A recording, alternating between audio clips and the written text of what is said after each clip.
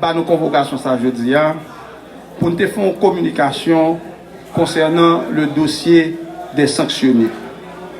Soit dit en passant, il y a deux régimes de sanctionnés.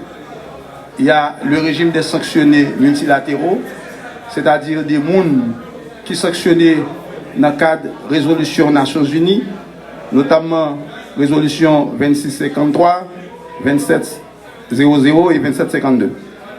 Et il y a un deuxième régime qui est le régime bilatéraux, c'est-à-dire des mondes de ressortissants haïtiens qui sont sanctionnés par des États amis tels que Canada, États-Unis, République dominicaine et autres.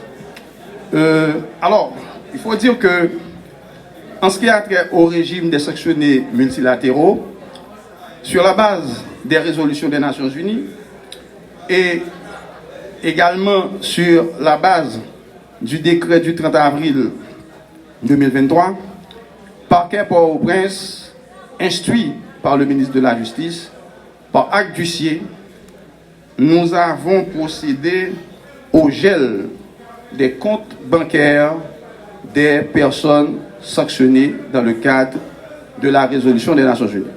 Alors il faut dire que nous autres États haïtiens, nous sommes membres fondateurs des Nations Unies.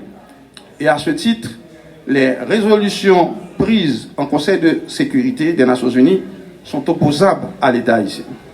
C'est dans cette perspective, en tant que membre, nous avons décidé, l'État haïtien, via le parquet de Port-au-Prince, via le ministère de la Justice, le parquet de Port-au-Prince, nous avons décidé de donner suivi par rapport à cette résolution.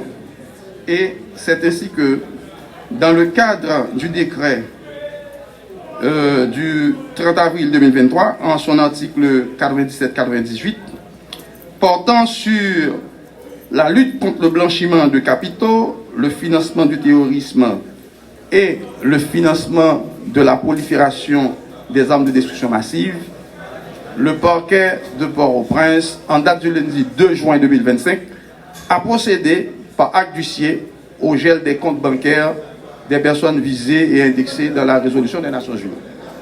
A remarqué que le crime de blanchiment, c'est le fait d'introduire de l'argent sale, c'est-à-dire l'argent issu d'une économie criminelle, comme c'est le cas pour le groupe terroriste Vivre Ensemble dans l'économie formelle.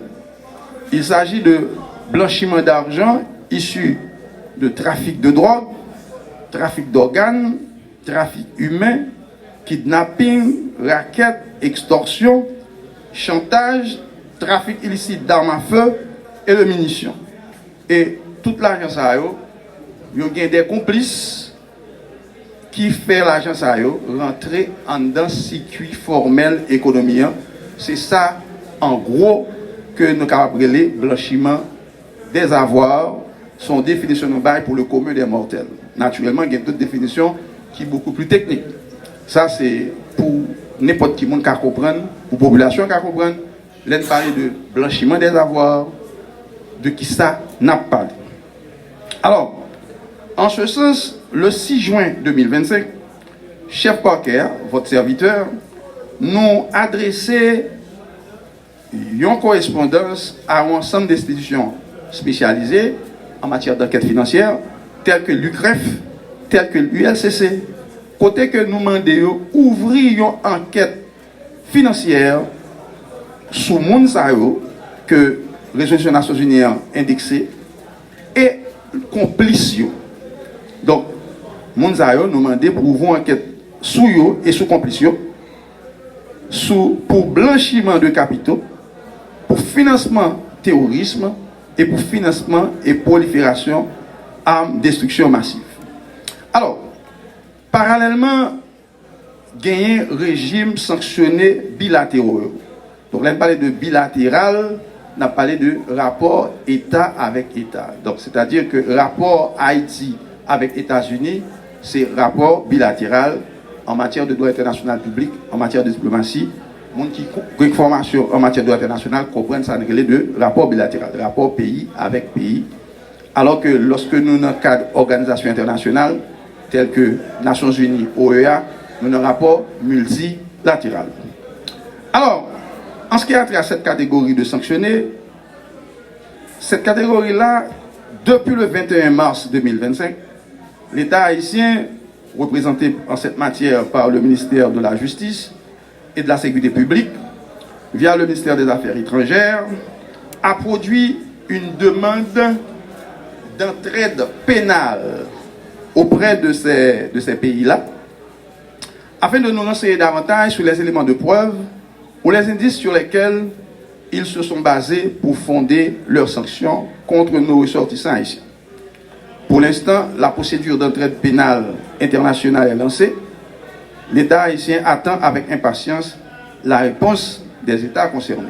Donc, nous autres, chefs du parquet, maîtres de l'action publique, je peux dire subordonnés du ministère de la Justice, nous attendons le suivi de cette entraide pénale pour que nous puissions faire œuvre qui vaille. En résumé, qui ça nous a doué retenu de communication ça? En résumé, nous avons retenu que vaillante population haïtienne, moun qui victime de insécurité, gang armé, moun qui s'est déplacé, qui quittait Caillou, si Caillou aurait dit fait pendant qu'il a travaillé dans la factory, pendant qu'il a bourriqué en bas de la ville, nous voulons dire que l'État haïtien, très préoccupé par la question sanctionnelle, très préoccupé par criminels transnationaux, et que sous base de ça, l'État haïtien instruit par quel Port-au-Prince, le ministère de la Justice, le ministre de la Justice particulièrement, il instruit par quel Port-au-Prince pour mettre action publique en mouvement contre tous les gens qui sont impliqués dans le trafic de drogue, trafic d'armes, trafic de munitions, trafic d'organes, trafic illicite de stupéfiants.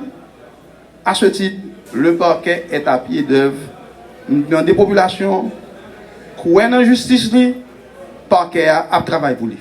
Merci.